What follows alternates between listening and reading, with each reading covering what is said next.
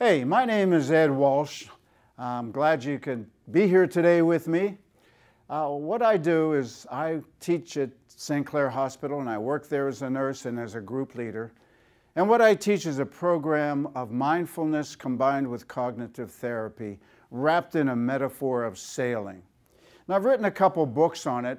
One of them is captaining. It's called The Voyage to Freedom. And we're going to talk about what freedom is in mindfulness in this meditation.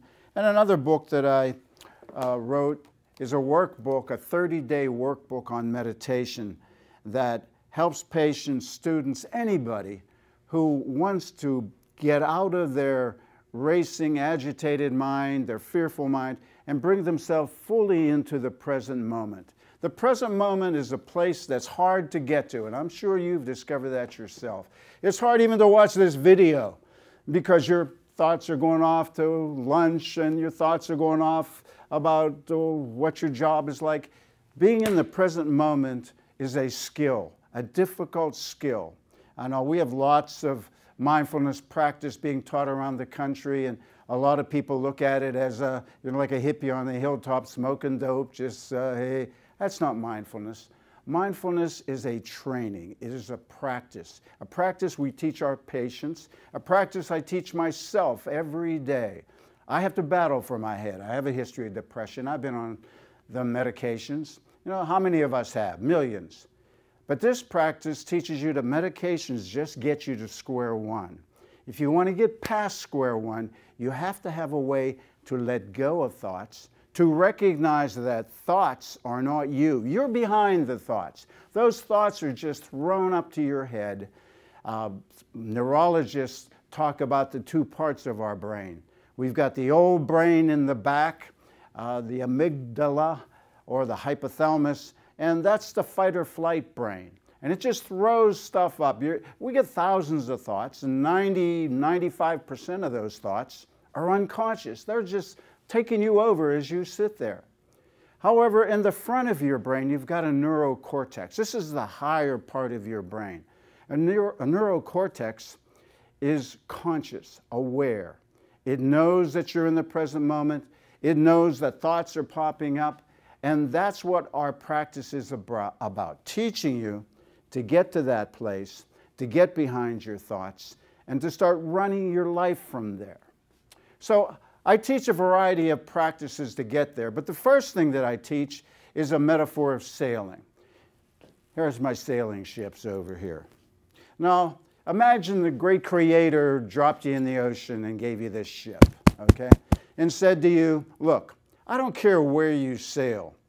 All I want from you is for you to be the captain of this ship.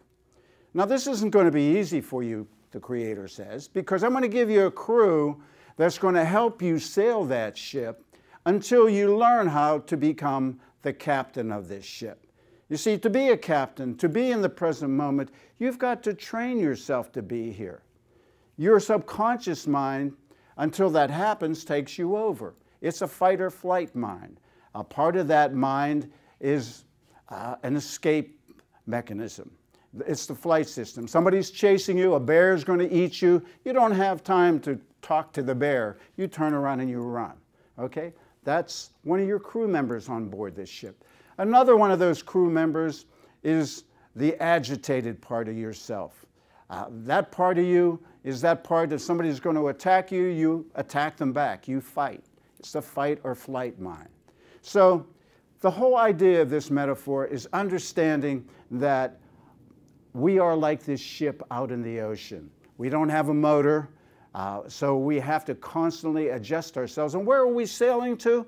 We're trying to sail and live our life fully in the present moment. We're trying to sail here.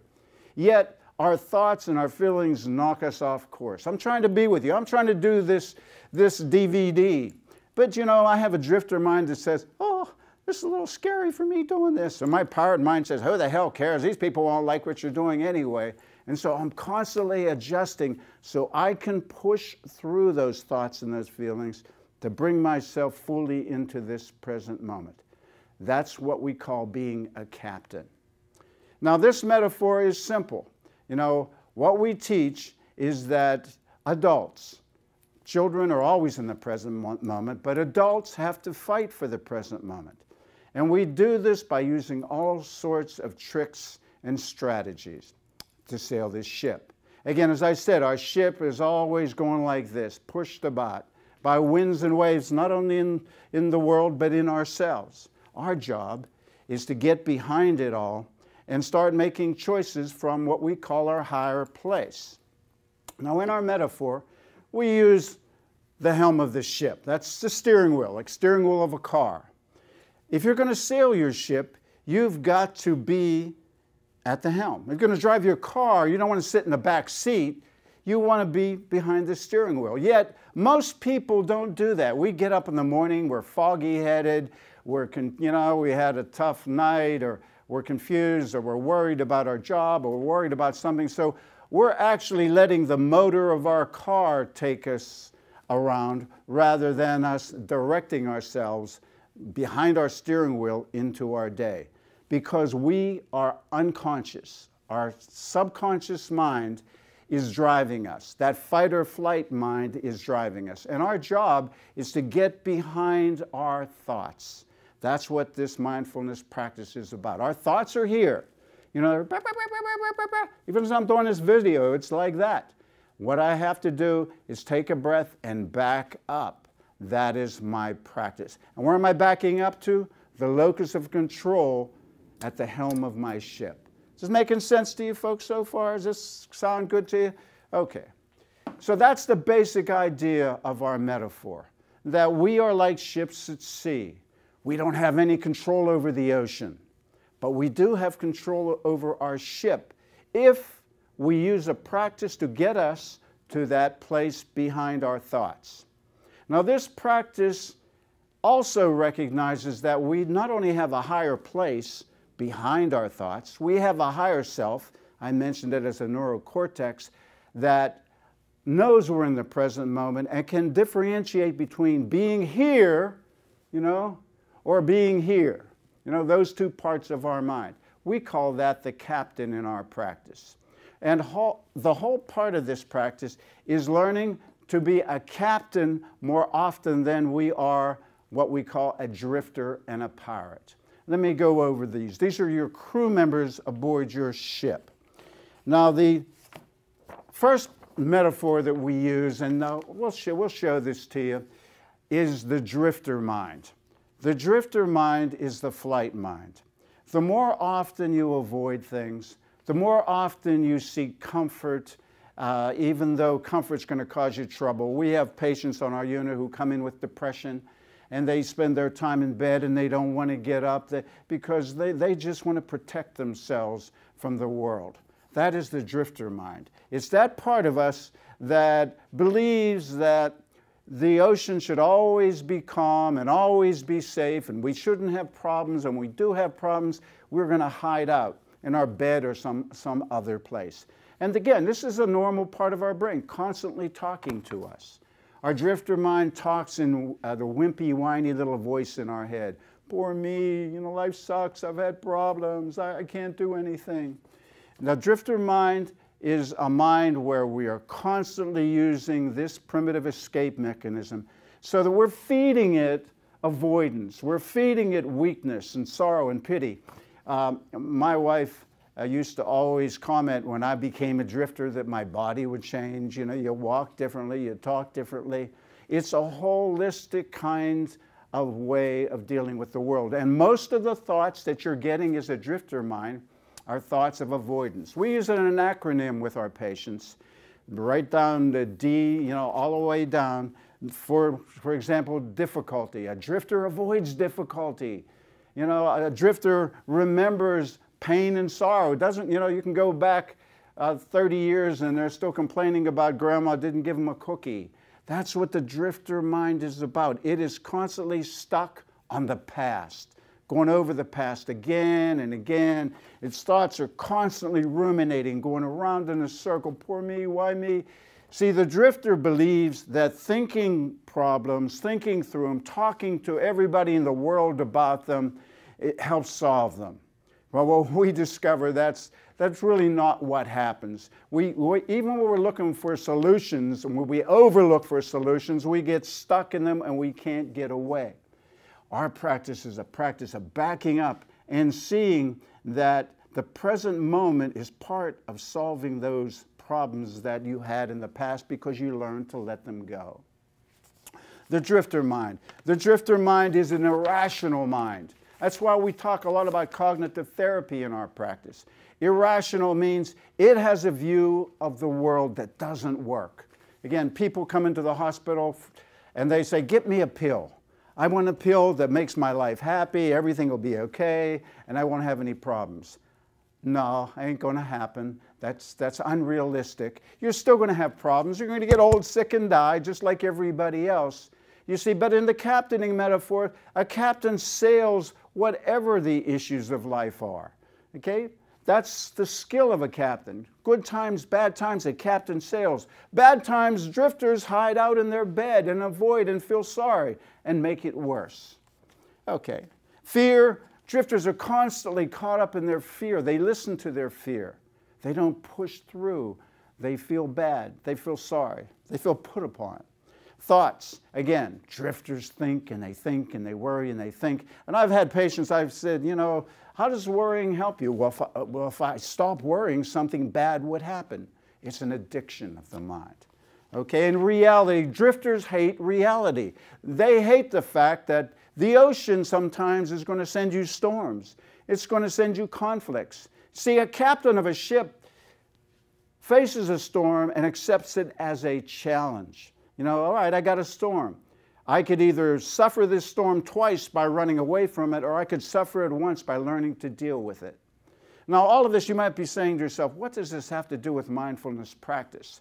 The mindfulness practice as we're going through this is recognizing that sometimes your drifter is taking you over. As I started this DVD, my drifter mind was saying, oh, these people are going to think I'm a stupid idiot. I mean, that's the part of me that's talking in my head. So if I want to be a captain, I have to push through that. Will I make mistakes in this? Sure. The captains, and we'll see in this little metaphor, make more mistakes than anybody. The drifter is the one that doesn't make them. They hide out in their bed or under their bed when anything tough happens.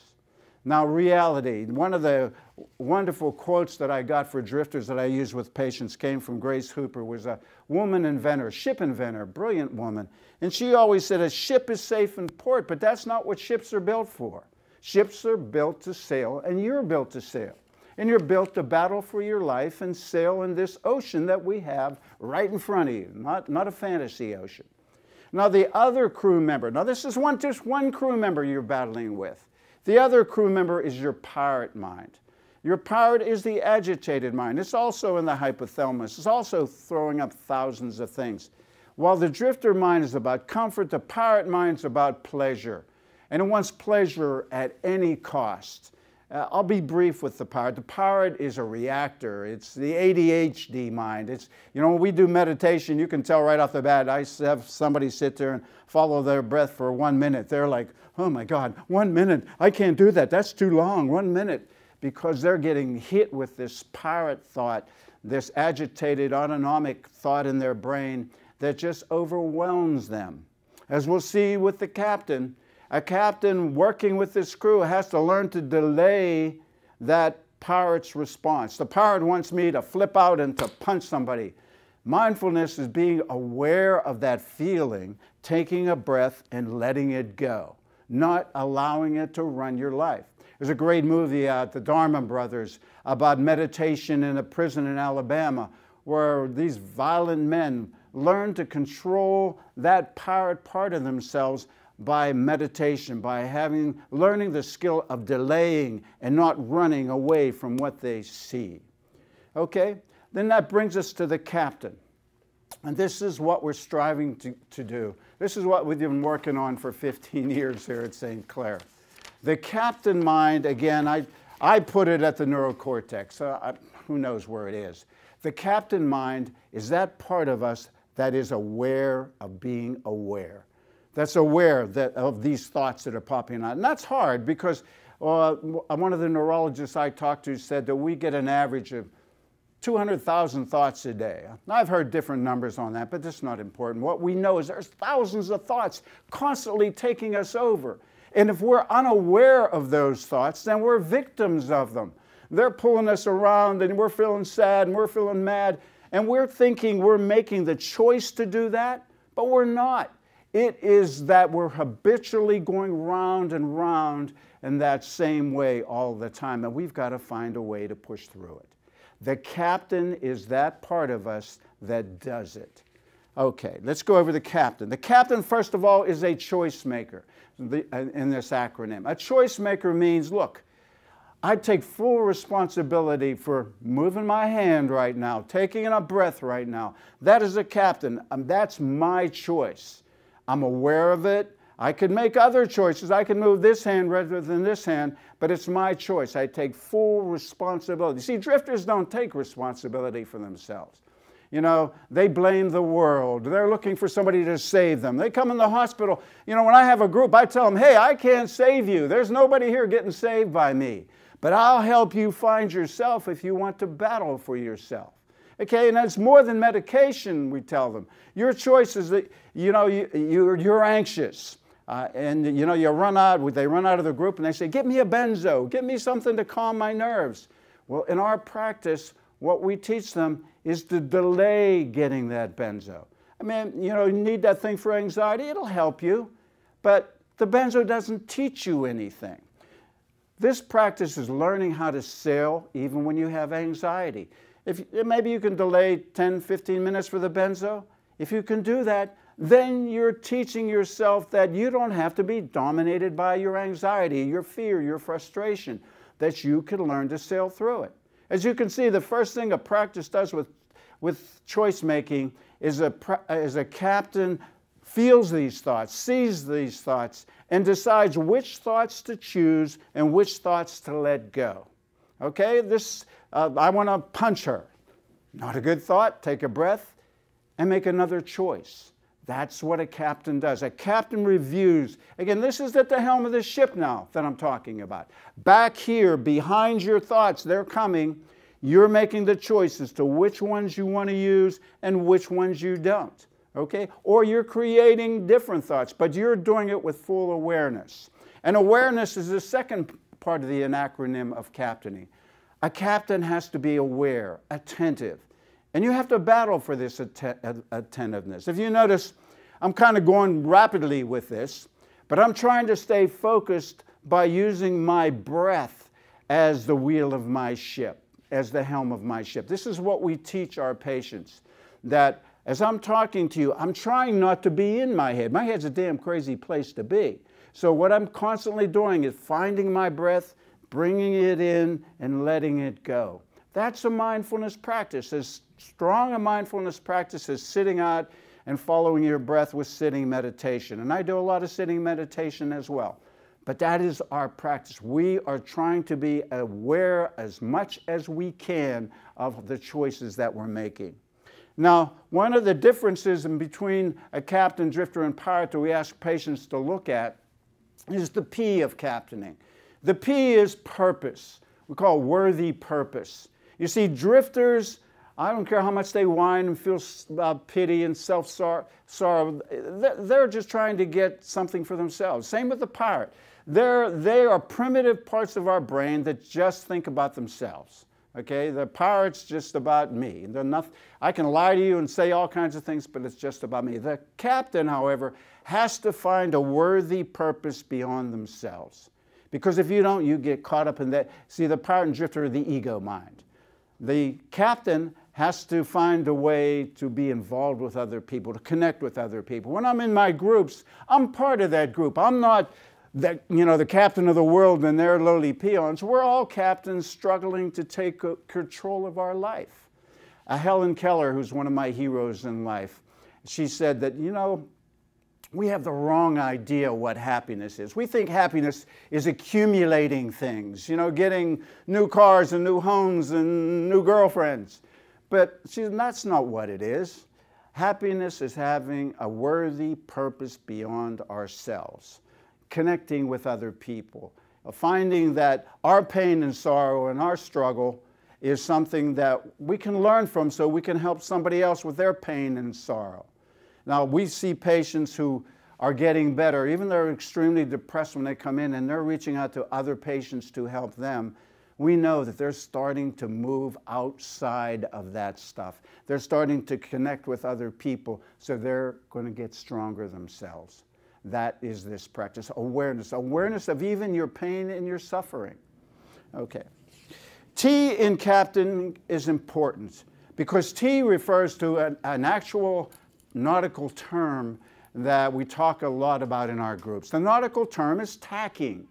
Tacking, if you've ever been a sailor, is that you're in the ocean, as I mentioned, and you're trying to go this way, but currents or waves are pushing you this way, and what you have to do is come back. Or they're pulling you this way, and you have to come back.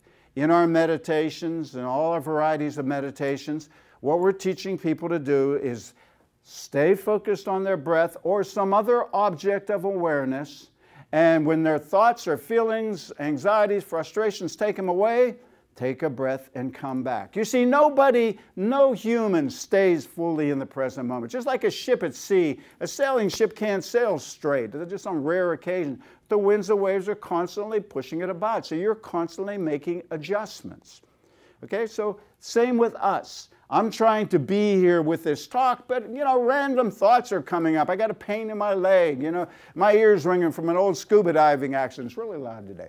So you keep coming back. You don't let any of that take you over. You tack with it. You see, with a drifter, if they're feeling bad, their ship's like this all day long. They're stuck like this. Or when they're agitated, they're like this all day long. In this practice, you're aware that you are agitated or depressed, and you come back. You see, it is repetitive. Repetitive in a good way. We're constantly trying to battle. And meditation is a battle. It is not, that you sit down, you meditate, and, oh, the world's great now. This is something you're going to have to battle for the rest of your life. We call it a voyage. That's why we have the 30-day practice, because you have to practice this training just like any other training. Riding a bike, you have to practice. You have to learn how to do it.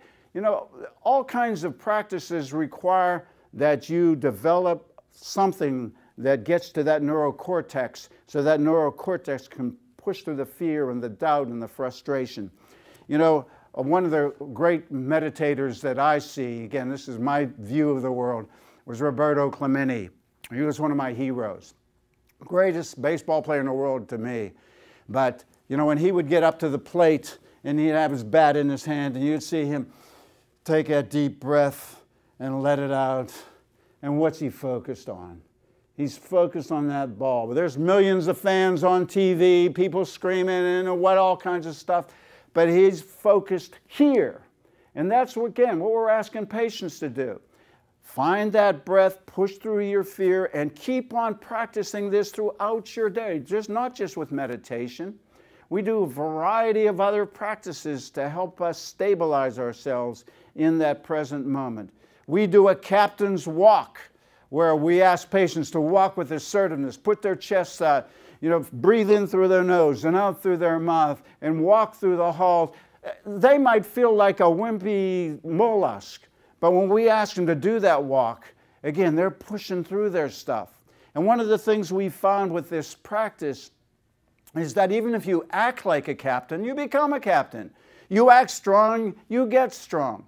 But again, walking like this, feeling sorry for yourself, and then even engaging. We have to be careful to engage. Poor you, how are you feeling? That's okay in the beginning, but then we've got to ask them to push through that. Let's get up. Let's push through that anxiety. Let's let that pill go. Let's get out here and let's be in that present moment. All right. The next thing in captaining, besides the T, is assertiveness. What we find is there's always three ways to deal with everything. One is the passive way of the drifter, who hardly uses enough energy to get up, to get out of bed, and they try a little bit and they quit. Or there's the aggressive energy of the pirate, who's just angry and pushing through, and with a very short attention span, really can't process much because when they're sitting there doing the meditation, every part of their body is moving. So it's going to take them a longer time. I told you that prison in Alabama, these guys wanted to just burst out of there, but they were able to hang on to that part of themselves to stay there.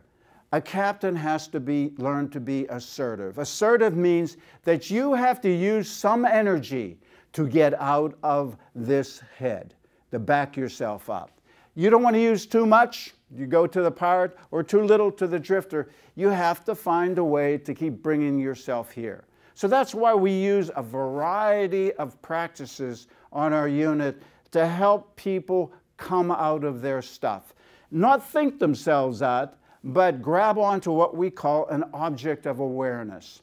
Now we even use, here's one of my power straws here. We even use straws in a little mindfulness exercise on our unit. They sit in a circle and they pass a straw. And I'd say, be here and let it go. And they do it in a little ritualistic way. We just use that to show them any task that you do, if you're totally focused on that task, you're not in your head. And at the end of this, because they'll say, well, this is stupid. I paid money to come to the hospital to pass a straw. Well, what they learn is, at the end of that, they'll say, you know, I wasn't thinking about my pain and frustration. Because here's the practice of mindfulness. You cannot focus on two things at one time. If they're focused on that straw, not to drop the straw, and I change the cadence so that, you know, if they get too into mindlessness, they will drop the straw. So they try to stay aware of what they're doing. That reduces their depression. That allows them to get behind their thoughts. And then we teach them that any task during the day that they do will reduce their anxiety and their depression if they turn it into something mindful. When I go home and I make my meal today, I'm doing Chinese, I try to do that following my breath, cutting my vegetables, being fully in the moment, letting everything else go. You know, when I cut my grass, it's an ordinary thing that I try to turn into an extraordinary thing by doing it fully aware, fully mindful, being in the moment, being with my step. Again, silly, stupid, people will say, but look, the present moment is a gift. That's why they call it a present moment. But you've got to grab this gift and you've got to fight for it. The alternative is you stay stuck in your past or in your agitation or your worry about the future. The pirates always focus on what's going to happen and what I can get. Then the drifter is always whining about what they did. Look, past is gone. You can't do a damn thing about it. Future's not here. But you can live here. This is the only place you can live. This is the only place you can do anything. My teacher's always pounding on things because when I go to a meditation practice, of course, we're drifting. Come back. Come back. I want to get extreme, but this is a battle. People are battling for their lives out there, and they need more than just a medication, a benzo, or even an antidepressant that gets them to square one. They need to have the realization that their mind is pliable, that they might be depressed, and even it takes them a while with some different mindfulness practices that it doesn't lift that much. But after a time, like any training, it will lift more and more. And that's going to set them on a course that will change their life. Okay, let's end this here. What we've been talking about is a battle that we all go through. This is not just about psych patients or hospitals. I mean, this is something we need to use in our schools, part of your therapy sessions, you know, even on your jobs. Learning to be mindful, learning to be aware is going to make you more productive and a better employee and a better parent. I have two books. One is called Captaining a Voyage to Freedom. It's a story about the many people that I've worked with over the years and how they learn to change their life with the meditation and the mindfulness practice and the voyage of sailing. And the last thing I have for you is the Captain's Quest. The Captain's Quest is one I really enjoy because I've gotten such good feedback from patients and staff. This is a 30-day practice of mindfulness, and it will take you right through the voyage from learning, you know, that you have a helm behind your thoughts, a place where you can go to no matter what's overwhelming you. And it takes a day to day to teach you to be a better captain of your life and a better master of your soul. Why don't we leave it there? Thank you so much for hanging in there with me, and I want you to keep on sailing. Thanks a lot.